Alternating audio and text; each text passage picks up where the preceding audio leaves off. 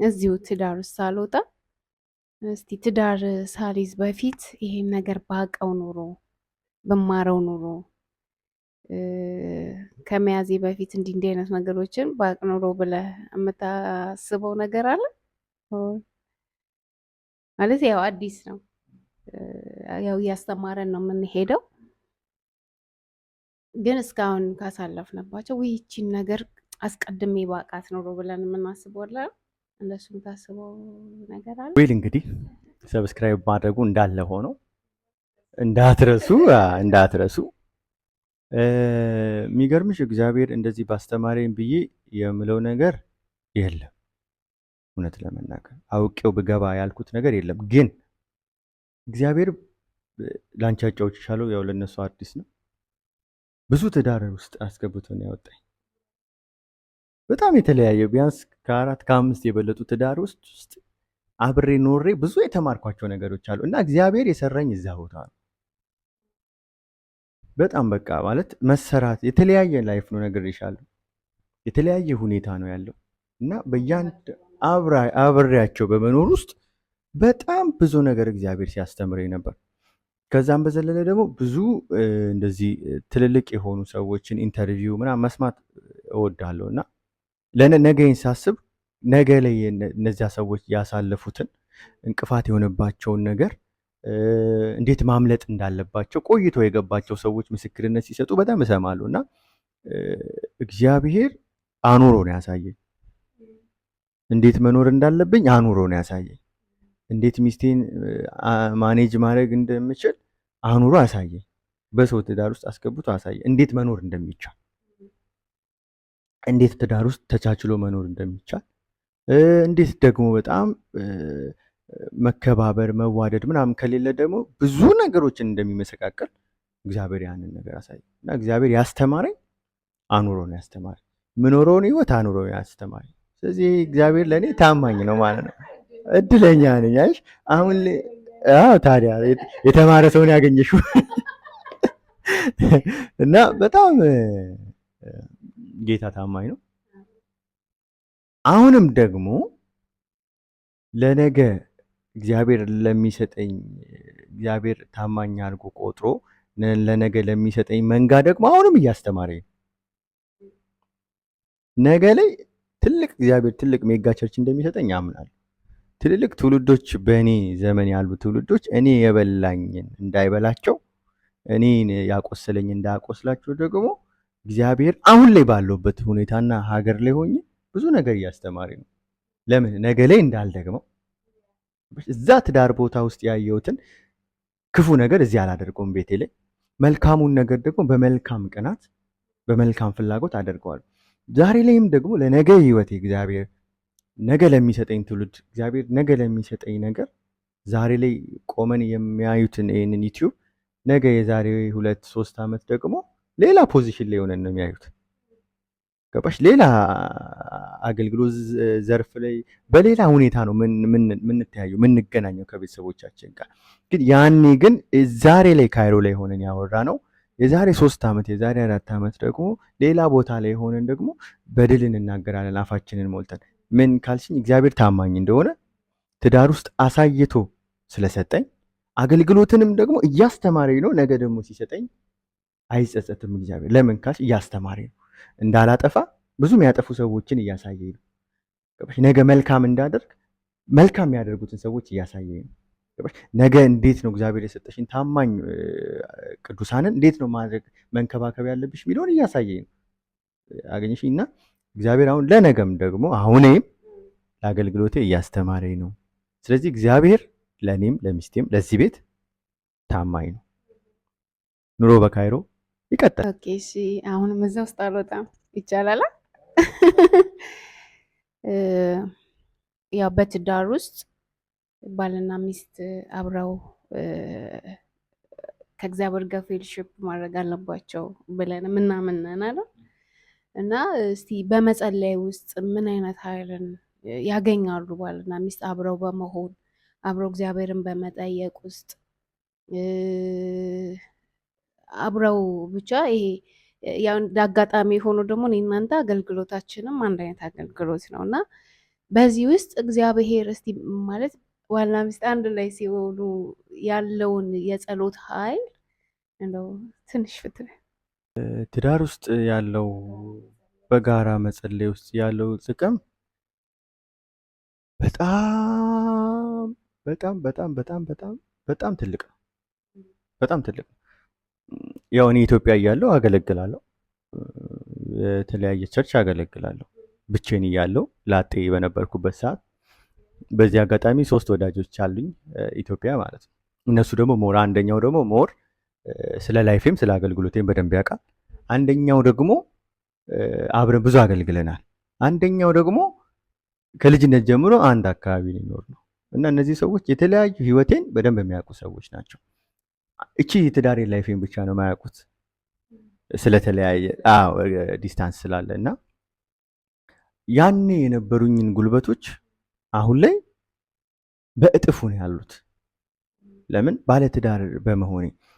ያው ባለትዳር ስለ ባለትዳርነት ለማውራት አቅማችን አልደረሰም። ባይዘው ማለት ችለን አውቀን ምናምን አይደለም። ማለት ያለችንን ይቺ የዓመት ከምናምኗን ነው የምናወራው። ፕሊስ በሌላ ነገር እንዳትረዱት። ገና አይደሉ እንዴ ምናምን ብላችሁ እንዳታስቡ። የምናወራው የ1 ዓመት ከምናምኗ ነው። ግን የ1 ዓመት ከምናምን ሆና ግን ለእኔ ብዙ ነገሮችን የለወጠችው የጸሎት ኃይል እንዲኖረኝ፣ ጉልበት እንዲኖረኝ፣ በትዳር ውስጥ ጸሎት እንዲመለስ ከፈለግን ምንድነው ማድረግ ያለብን? አንድ ልብ መሆን። አንዱ ስለ ፋይናንሻል ከጸለየ፣ አንዱ ስለ ሀገር መቀየር ከጸለየ ማች አያደርግም። ለምን? ባልና ሚስት አንድ ናቸው ይላል ቃሉ። ስለዚህ በዚህ አንድነት ውስጥ አንድ አይነት ነገር ነው መፍሰስ ያለበት ብዬ አምናለሁ። ጥያቄያችን አንድ አይነት ከሆነ አንዱ ሲመለስ ወደ አንዱ፣ አንዱ ሲመለስ ወደ አንዱ። ለምን? እግዚአብሔር አምላክ መጽሐፍ ቅዱስ ላይ ሲናገር በስሜ ይላል 2ም 3ም ሆናችሁ ብትሰበሰቡ ምን እላለሁ? በዛ እገኛለሁ ይላል። እግዚአብሔር ሩቅ አይደለም አለ እዚህ ውስጥ፣ ግን በህብረት ውስጥ እንዴት እንደሚገለጥ እጁን እያሳየን። ስለዚህ አንድም አይልም፣ አየሽ፣ አንድ አይልም፣ 2ም 3ም ሆናችሁ በስሜ ብትሰበሰቡ እኔ በዛ እገኛለሁ። ስለዚህ የኔና የሚስቴ የአንድነት ጸሎት ውስጥ እግዚአብሔር ምን አለ ማለት ነው? አለ ማለት ነው። ስለዚህ አንድ ከሆንን ምን ይሆናል ማለት ነው? እግዚአብሔር ይሰራል ማለት ነው። ስለዚህ ስንጸልይ አንድ አይነት ጸሎት መሆን አለበት። እንደ ጸሎት እንደ አማኝ እንደ ክርስቲያን ስንጸልይ በአንድ አይነት ልብ መጸለይ አለበት። ለእኛም በአንድነት አሁንም በደንብ እንድንጸልይ እግዚአብሔር ይረዳል። ችለን ጥግ አደርሰን ምናምን አይደለም። ብዙ ጥያቄዎች አሉን፣ ኦፍ ኮርስ አሉ። ሁሉም ሰው የራሱ የሆነ ጥያቄ አለው፣ ግን የተመለሱልን ደግሞ ይበልጣሉ። ይሄ የተመለሰልን በአንድ ልብ ሆነ ስለጸለይን ነው። ሰርጋችንን ድባብ ቅድም ስናወራ ነበር። በአንድ ላይ ጌታ ሆይ ገንዘብ የለንም ማለት በቃ። ከዛ እግዚአብሔር ደግሞ ገንዘብ እኔ አለኝ ብሎ ሰጠን ማለት ነው። ሁል ጊዜ ሰው ምን ይመስለዋል? በብዛት እግዚአብሔር ያሳካልሃል፣ እግዚአብሔር እንደዚህ ያደርጋል። ግን እንደ ሰው ከኛ የሚጠብቀው ነገር አለ። አላዛርን ስንመለከት ሁል ጊዜ ይገርመኛል። አላዛርን ከመነሳቱ ከጠርቶ ከማስነሳቱ በፊት ምንድን ነው ያለው? ድንጋዩን አንከባሉት፣ ድንጋዩን አንሱታል አይደለ? ስለዚህ ምን ይፈልጋል ማለት ነው? እግዚአብሔር ከኛ አንድ እርምጃ እንድንሄድ ይፈልጋል። በጸሎትም ይሁን በሆነ ነገር አንድ እርምጃ እንድንሄድ ይፈልጋል። ሁለተኛ ደግሞ ፍቃድ ይፈልጋል። እግዚአብሔር በህይወታችን እንዲያደርግ የስርዓት አምላክ አይደል? ፍቃድ ይጠይቃል አይደል? አንኳኳለሁ፣ የሚከፍትልኝ ቢኖር እገባለሁ። በቃ ስርዓት አለው። ስለዚህ ያንን ነገር እግዚአብሔር በውስጣችን እንዲያደርግ ምን ያስፈልጋል ማለት ነው? አንድነት ያስፈልጋል። ሚስት ከባሏ ጋር አንድ ይሆናሉ ከተባለ አንድ ምንድን ነው? አንድ ነው። እዚህ ውስጥ እኔና ሚስት ያለን አሁን እንደዚህ ተለያይተን ሊሆን ይችላል።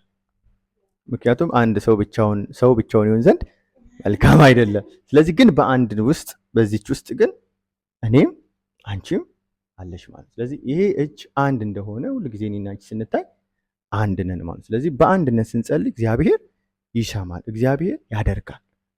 እግዚአብሔር ታማኝ አምላክ ስለሆነ ማለት። ስለዚህ ስንጸልይ እግዚአብሔር ያውቅ የለ እንዴ ልቤን ማያደርግልኝ አይባል። እግዚአብሔር ያውቃል እንዴ የልቤን አይባል። እግዚአብሔር አዋቂ ነው፣ ለዘላለምም የሚያውቅ ነው። ከእናታችን ማፀን ጀምሮ እስከ ፍጻሜያችን የሚያውቅ ጌታ ነው። ግን ከኛ የሚጠብቀው ነገር አለ፣ ከኛ የሚፈልገው ነገር አለ። እሱ ምንድነው? በፊቱ መሆን፣ ቃሉን ማጥናት፣ ትዳርን እንዴት አድርገን መስራት እንዳለብን ከምን ከቃሉ አይደል? ሶምሶም ሲወለድ እኮ ማኑሄ ምንድን ነው ያለው? ለሚስቱ ነው እኮ መልአኩ የተገለጠው አይደል? ለሚስቱ መልአክ ተገልጦ ሳምራዊ እንደሆነ ምናምን አውራራት እና ለእኔም ተገለጥ አለው እግዚአብሔር። ምስኪን ነው ማኑሄ አይልም፣ ግን ለእኔ ምስኪን ነው ማኑሄ። ለሚስቴ ከተገለጥክ ለእኔም ተገለጥ። አይሽ አንድነት እኮ ነው። ለሚስቴ ነገርካት እግዚአብሔር መልአክ ከሆነ ለእኔ የሚነገር ሲል ድጋሚ ለሚስቱ ተገለጠና መታ ጠራችሁና አብረው አዩ ማለት ነው። ግን የጠየቀው ማኑሄ ምንድን ነው? የሰጠህንን ልጅ እንዴት አድርገን ማሳደግ እንዳለብን እንድናውቅ። አየሽ፣ ምንም ነገርስ ከእግዚአብሔር ዘንድ ነው። ስለዚህ አንድ ስለሆኑ እግዚአብሔር ምን አላቸው? ለሚስት የነገርኩትን አድርግ፣ አለቀ። ስለዚህ አንድ መሆን እግዚአብሔር እንዲመጣ፣ እንዲያሳካ፣ እንዲያከናውን ተንበርክከን በተነሳን ሰዓት እግዚአብሔር እንደሚመልስ ካመንን እግዚአብሔር በአንድነት በደንብ ይሰራል። ስለዚህ ባልና ትዳሮች ያላችሁ የሆናችሁ ከኛ በ1 ወር፣ በ2 ወር፣ በ3 ወር፣ በ6 ወር ዓመት ያልሞላችሁ ካላችሁ እግዚአብሔር ታማኝ ነው። ታምነው የጠበቁትን ልጆቹን ደግሞ ያነሳል። ስለዚህ በአንድነት መጸለይ በጣም ሰክሰስፉል ያደርጋል ማለት።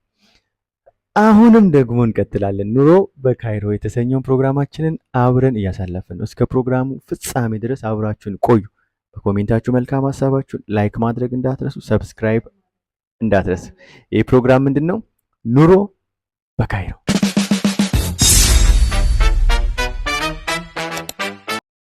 ጥያቄዎቼ ጨርሻለሁ ለዛሬ ያለኝን። ግን ከመዝጋቴ በፊት እንደው ብዙ አላውራንም። አውራ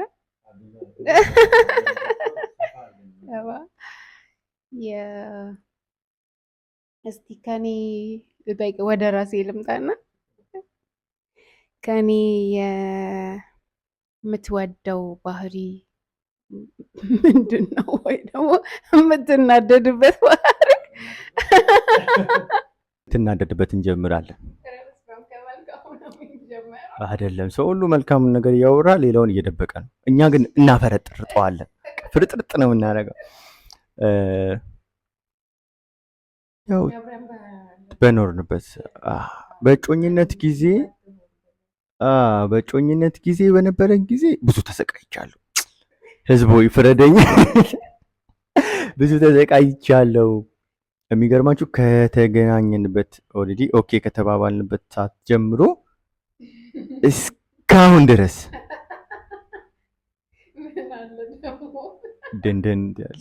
ድንድን ሚስቴ ለእኔ አንደኛ ነች። ማለት ይሄ ጮኛሞች በነበረን ታይም ላይ ያው እዚህ ያለው ያኗኗር ሁኔታ እንዴት መሰላችሁ?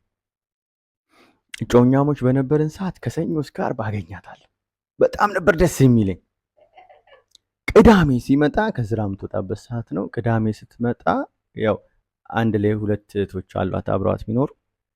በቃ ኢግኖር ነው አልኳችሁ። በቃ የለም ቅዳሜ ነው ባልመጣ ውይ ነበር የምለው። ያን ወደ 7 ወር 6 ወር 8 ምናምን በቃ እንደዛ አካባቢ ነው። በኋላ ከ3 በኋላ 9 በዛ ወራት ውስጥ አስቡልኝ፣ እዘኑልኝ። ሁሌ ነው ስልክ የምናወራው። ሳትተኛ የተኛውበት ቀን ቁጥር ነው። እውነት ለመናገር ወይ የሆነ አገልግሎት አምሽቼ ወይ የሆነ ቦታ ሄጄ ምናምን ካልሆነ እሷ አትተኛም፣ እኔም ደግሞ ሳላስተኛት አልተኛም። እጮኛሞች እያለን ኢቭንም አሁንም እንደዛ ነው። ግን ቅዳሜና እሑድ ሲመጣ በቃ ራስ ምታት ነው የሚይዘኝ። ወይኔ ቅዳሜና እሑድ ባልመጣ እላለሁ። አሁንስ አትሉ በሏ። አሁንስ ብትሉ ቅዳሜና እሑድን ሚስ ነው ማለት። ለምን ካላችሁኝ ከሰኞ እስከ ዓርብ ያው ስራ ነው እሷ የምትሆነው። ቅዳሜና እሑድ ነው የምትመጣው ከስራ። ቅዳሜና እሑድ ስትመጣ በቃ ዓለሚ ነው። በጣም ደስ ይለኛል። እና እኮ ቆያ እየገባው ነው ወደ ዋናው ፕሮግራማችን እየጨረስን ስለሆነ ያ ቀብድ እያስያዝኩን። ስለዚህ አሪፍ ጊዜዎች አሳልፈናል። ከባዱና በጣም ምርር ያለኝ ነገር ቢኖር ህዝብ እቺን ቆርጣችሁ ቲክቶክ ላይ ይፈረዱኝ። የትዳር አማካሪዎች ሌላ ምንድን ነው አማካሪዎች፣ በቃ እንደዚህ አይነት ነገር የምትነካኩ ሰዎች ፍረዱኝ። ያው የሰው ልጅ ሲፈጠር የራሱ የሆነ ድካም አለው። እኔም ድካም አለኝ፣ ብዙ ድካም አለኝ። የኔን ድካም ራሱ መቻሏ ራሱ የእሷ ትልቅ እድል። ይህን ያህል አስቸጋሪ ሞኛ አይደለም፣ ይህን ያህል ወጣ ያለ ባህሪም ኖሮኝ ምናምን አይደለም። ግን ኢሚዲየትሊ እሷን ካገኘው በኋላ ምንም አያምረኝም፣ ምንም ነገርም አልፈልግም። ያው አንዳንዴ አለመግባባት ይፈጠራል። አለመግባባት ሲፈጠር ጎበዝ ነች፣ አለመግባባት ላይ ጎበዝ ነች። ምን ታደርጋላችሁ መሰላችሁ? ይቅርታ ትላለች። ከዛ ሳትሉ በቃ ኖርማል ነው ማለት ኖርማል ነው። ግን ይሁን ችግር የለም የታቸር እኔ ደግሞ ዮብ አይደለሁ እንደ ስሜት ታገሳለሁ። እና እኔም ብዙ ድካም አለብኝ። ግን ያው በድካማችን ውስጥ እየተሰራራን ባይዘው መጋጨት ጥሩ ነው። መጋጨት ጥሩ ነው። አለመስማመት፣ ይሄ ቃላት አለመስማመት። እሷ የመጣችበት ያኗኗር ዘይቤ ከሌላ ነው ማለት ከሌላ ስላችሁ ከሌላ ዓለም ብልቅ ብላ አይደለም የመጣችው። እሷም የኖረችበት አካባቢ ያው እንደኔ አካባቢ ነው። ግን የኖረችበት ስታንዳርድ ደግሞ የፋሚሊዋ ደግሞ በጣም የተባረከ እና ጥንቅቅ ብለው ማለት ሲሪየስ እና ስርዓት ባለበት መንገድ ነው የኖረችው እና እሷ እድለኛ ነች። እኔም እንደዛ ነው የኖርኩት። ግን ያው እኔ ወንድ ነኝ፣ እሷ ሴት ነች እና ያ ሁሉ ጭንጃቄ እሷ ጋር ያለ ጭንቅላት እና እኔ ጋር ያለ ጭንቅላት ሲደመር ብዙ አለመግባባቶች ሊፈጠር ይችላል። እኔ ብዙ አሳልፍ ያለው እሷ ደግሞ ብዙ ያላሳለፈቻቸው ነገሮች አሉ። እሷ ደግሞ ብዙ ያሳለፈቻቸው እኔ ደግሞ ብዙ ያላሳለፍኩት ነገሮች አሉ። ግን ያን ሁሉ ነገር ግን እንጋጫለን፣ እንጣላለን፣ በደንብ እንጣላለን፣ በጣም እንጣላለን። ስንጣላ ግን ተጣልተን አንቀርም አይደል? ተጣልተን አንቀርም፣ አናድርም። ኧረ በኢየሱስ የተገሰጸሽ አናድርም፣ ጠላት የሚስማ አናድርም። ግን አለመግባባት ይፈጠራል፣ እንፈታዋለን። ደስ በሚል ሁኔታ እንፈታዋለን። እናኮርፍና ከዛ ሰብሰብ ብለን ደግሞ ወደ ገደለው እንገባለን ማለት ነው።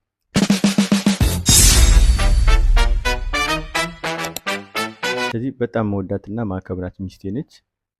ግፋ ሲል የልጆቼ እናት ነች። ግፋ ሲል የመጨረሻዬ ነች።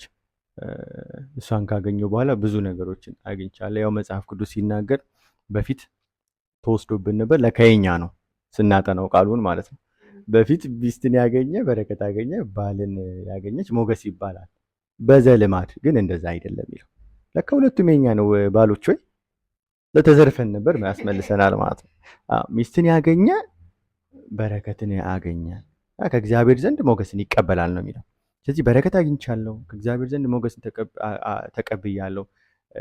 በሞገስ በክብር በኃይል በእግዚአብሔር እርዳታ እኔም እሷም እናገለግላለን። እግዚአብሔር ደግሞ ባርኮናል ሲባል ሰው ልጅ በገንዘብ ብቻ ይመስለዋል። ከገንዘብ የበለጠ መጽሐፍ ሲናገር እንደዚህ ይላል፣ እኔ የምሰጣችሁ ሰላም ዓለም እንደሚሰጣችሁ አይደለም ይላል። የዘላለም ሰላም፣ እረፍት፣ መዋደድ፣ መከባበር፣ መፈላለግ፣ መፋቀር፣ መነፋፈቅ በጣም በቃ ይሄ ከእግዚአብሔር ዘንድ የሆነልን በረከት በጣም ብዙ ነው። ለምን ካላችሁ ያው እግዚአብሔር ለእኛ ቤት ታማኝ ስለሆነ ማለት ነውና እግዚአብሔር ደግሞ ሌላውን ደግሞ ዋናው ይሄ ስለሆነ ብዙ ሰዎች ገንዘብ አላቸው፣ መኪና አላቸው፣ ምናምን 3-4 ሚስት አላቸው። እግዚአብሔርን አያከብሩም። የሆነ በቃ ምንም የላቸውም፣ ግን ደሳሳ ቤት ውስጥ እየኖሩ ግን አይተናል። ብዙ ፍቅራቸው፣ መተሳሰባቸው ምናምን በጣም ያስቀናል።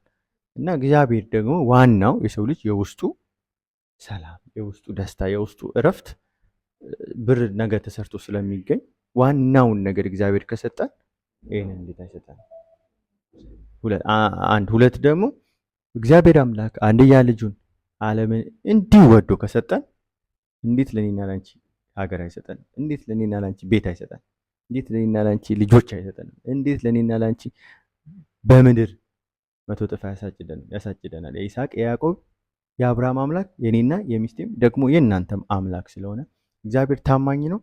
ስለዚህ ከሚስቴ የምናደድበት ፓርት ይቅርታ ትጠይቃለች። ይቅርቷ ግን ኖርማል ነው፣ ቆፍጠን ያለ አይደለም።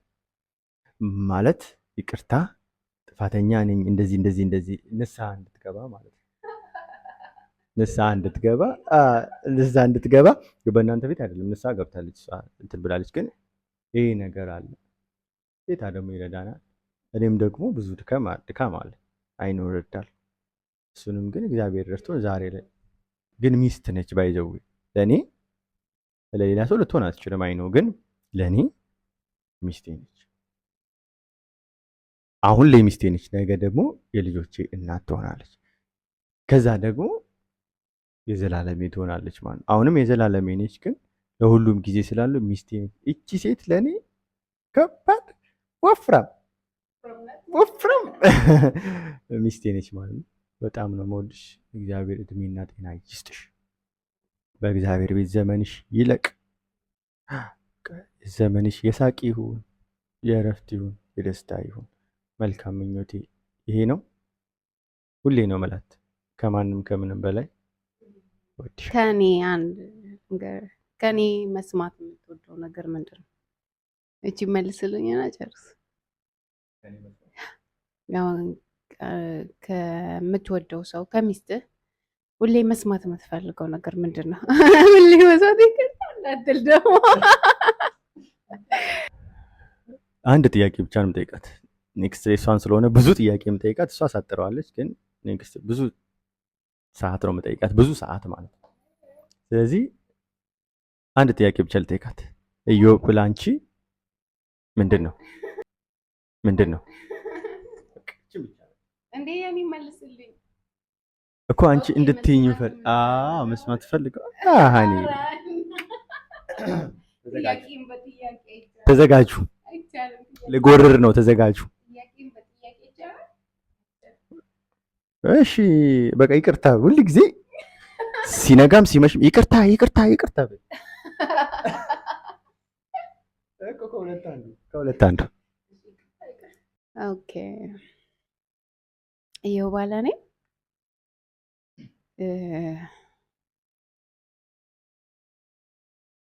ትክክለኛ ባል ማለት ቅድም እንዳልከው ብዙ አናወራም ስለ ትዳር፣ ያ ብዙ የምናየው ስለሆነ ከዚህም በኋላ እግዚአብሔር እየረዳ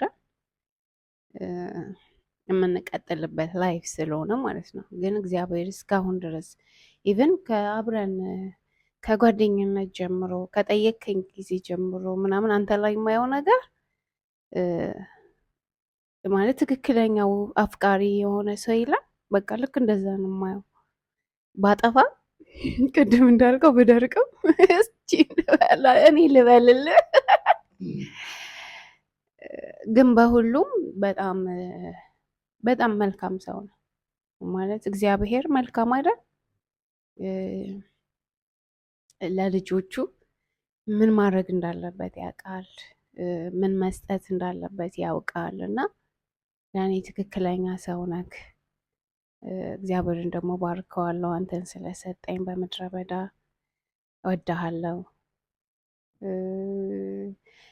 ከምንም በላይ በጣም የምወድልህ በቃ ጌታ መውደድ ማለት በእግዚአብሔር ነገር በቃ እንዲም እያሱ ላይ እንዳለው አይደል? ወደ ቀኝም ወደ ግራም አትበል የተባለው በቃ በእግዚአብሔር ከመጡብክ ወደዚህም ወደዚህ ምንም ድጋሚ ራሱ አታስብም። እና እሱ ደስ ይላል አይደል? እግዚአብሔር ደግሞ እንደሱ አይነትን ሰው ያከብራል። አይተነዋል። ከዚህም በኋላ ደግሞ ያከብራል። እና እወድሃለሁ በቃ ለእኔና ለእኔ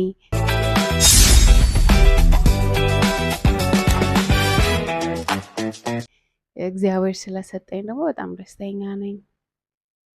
አፍቃሪ ስለሆንክ ደግሞ በጣም እድለኛ ነኝ፣ የሚያስብልኝ ማለት ነው። እና ይኸው ይሄ ነው። እሺ እንግዲህ ፕሮግራማችን አይ በቃ ገባኝ፣ ልቤ ተነካ። ፕሮግራማችን እንግዲህ ይሄንን ይመስላል። አንድ የመጨረሻ ሀሳብ ልናገርና ፓስተር ለካ አይደለም አገልጋይ ዮናታን አክሊሉ የእሱ ሚስት ዱይ ምን አለች? ትዳር አለች ፕሌን ላይ እንደ መሳፈር ነው አለች።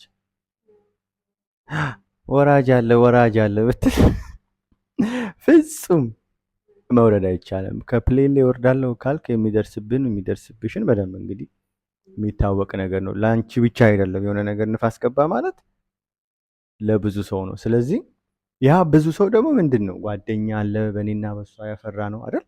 ቤተሰብ አለ፣ ብዙ ነገር አለ። ያን ሁሉ ነው የምንንደው እና ትዳር ውስጥ ከመግባታችን በፊት የእግዚአብሔር ፍቃድ ነው የሚለውን ጥያቄ መጠየቅ ግን ትልቅ ኢምፖርታንት ነው። በጣም ኢምፖርታንት ነገር ነው። እግዚአብሔር እንደዚህ እሷ ነች እንትና ነች ሊል ይችላል አይልም እያልኩ ሳይሆን፣ ግን የእግዚአብሔር ሀሳብ ልብን ነው የምታሳርፈው። ስለዚህ ይህንን ነገር ሴንስ ካደረጋችሁ ጌታ ረድቷችሁ ስኬታማ እና የተባረከ ትዳር እንደኔ እንደሚኖራችሁ ተስፋ አደርጋለሁ። ይሄ ብሮድካስት እንግዲህ እስከቻልነው መጠን እንቀጥላለን። ከእናንተ ግን መልካም ፍቃዳችሁ ከሆነ ሰብስክራይብ ማድረግ፣ ለጓደኞቻችሁ ለወዳጆቻችሁ ሼር ማድረግ፣ ላይክ ማድረግ እና ኮሜንት ላይ ደግሞ ጥያቄዎችን ጠይቁን። የእናንተን ጥያቄ ደግሞ ደስ ብሎን ለእኔም ቢሆን ለባለቤቴ ደስ እያለን እንመልሳለን ማለት። ስለዚህ ቲክታክ አካውንት አለን፣ ፌስቡክ ፔጆች አሉን፣ እንዲሁም ዩቲዩብ ደግሞ ያው ከፍተናል። 390 ምናምን ሰብስክራይብ አለ። ስለዚህ ይህን የምትመለከቱ በጠቅላላ በሰብስክራይብ በተኗን በመጫን ኦል የሚለውን ደውሏን በመጫን ከኛ ጋር አብራችሁ መቀጠል ትችላላችሁ። በዚህ በትንሽ ጀምረናል፣ ደግሞ በብዙ እንቀጥላለን። መጽሐፍ ቅዱስ ሲናገር በትንሽ የታመነ በብዙ ይሾማል። ስለዚህ ዛሬ ቤታችን በእንደዚህ አይነት ሁኔታ ቀርጸናል። እንደዚህ ፏ ብለን ቀርጸናል። ኔክስት ደግሞ አብረን እየተያያዝን ደግሞ ከፍ እንላለን ማለት ነው። ስለዚህ መልካም ፍቃዳችሁን ብቻ አሳዩን። ይህ ምንድን ነው? ኑሮ በካይሮ የተሰኘ ብሮድካስታችን ነው። ሁላችሁንም እንወዳችኋለን። እናመሰግናለን።